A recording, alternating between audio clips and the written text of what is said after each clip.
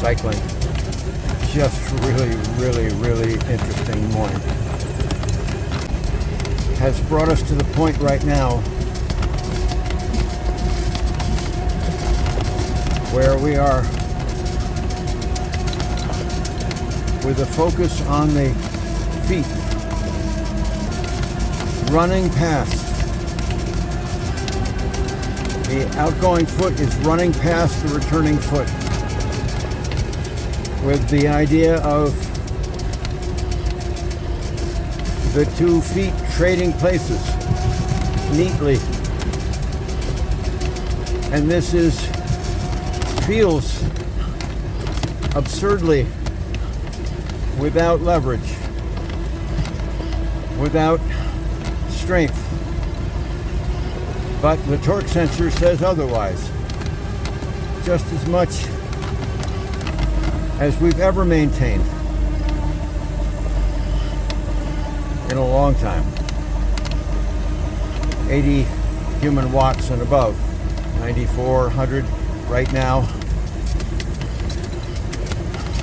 And a huge enabling factor, helpful factor, was after an hour or so remembering, James, your role is to try and help a little bit. The vehicle doesn't really need you, but it would gladly accept what little help you can give. So keep that in mind. Don't try to be a hero here. It actually robs you of the ability to give what little you can. Keep your place, man. And with that, what just feels of so little potential. No illusion that we can move this vehicle by ourselves. But that's always an illusion.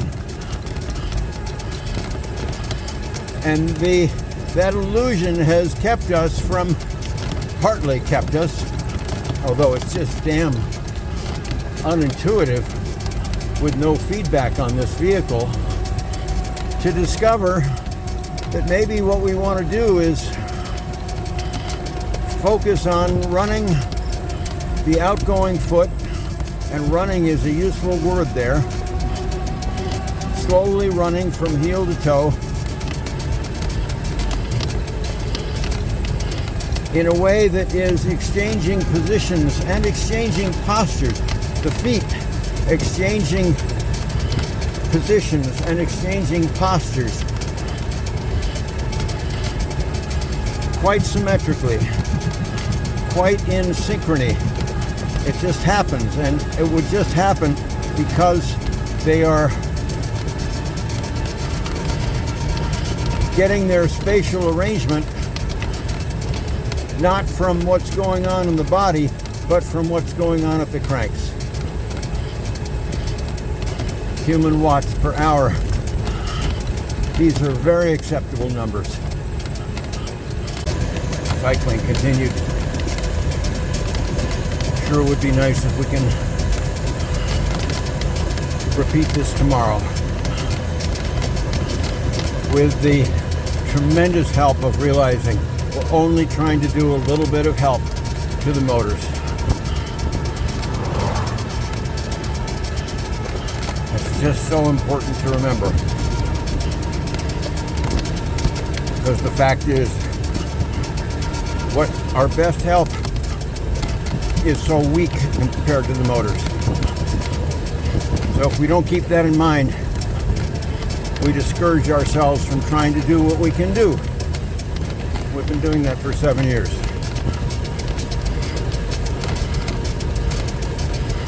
So, in line with the prior segment of today, our focus is running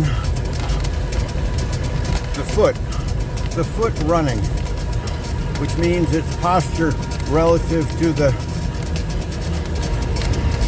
calf is changing, the articulation to the calf is smoothly changing.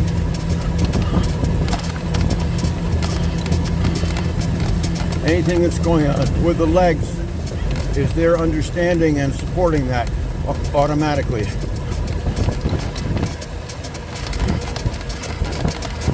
And there is an awareness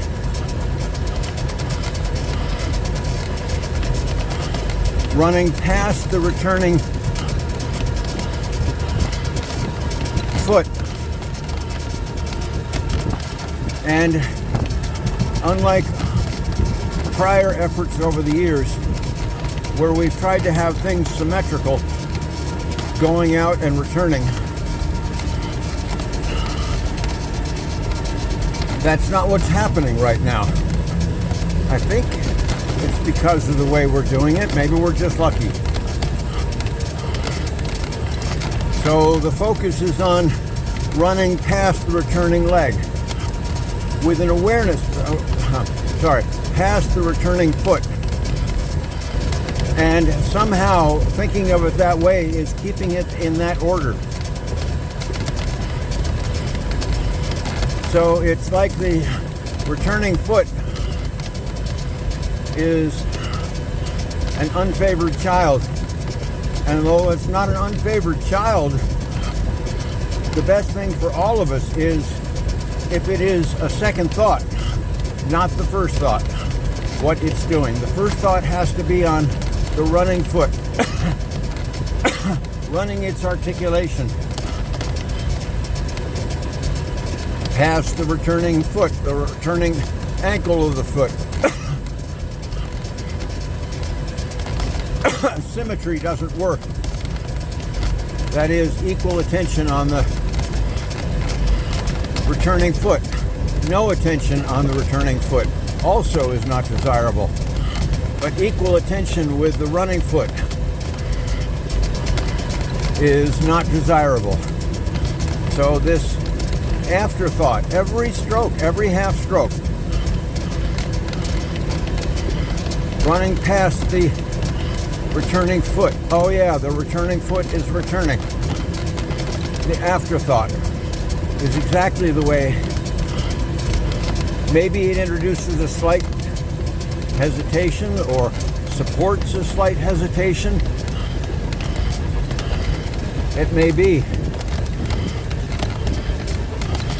And it seems very desirable, whatever's happening.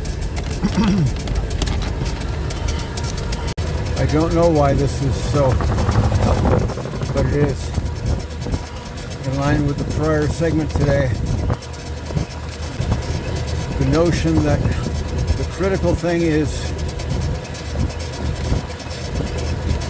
the ball of the foot cycling past, running past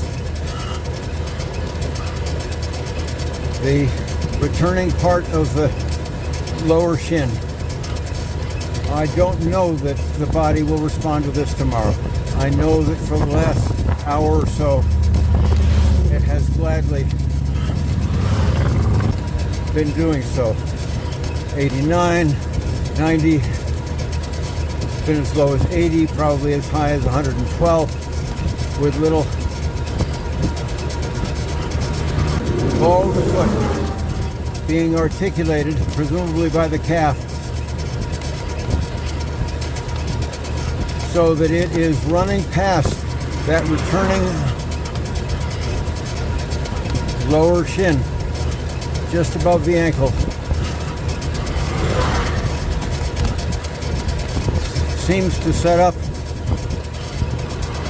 a really appropriate timing thing. 6 human watts per hour. That's nothing huge, but it is respectable. Heart rate is probably 105, 110, so it's a decent workout. Sheriff just went by.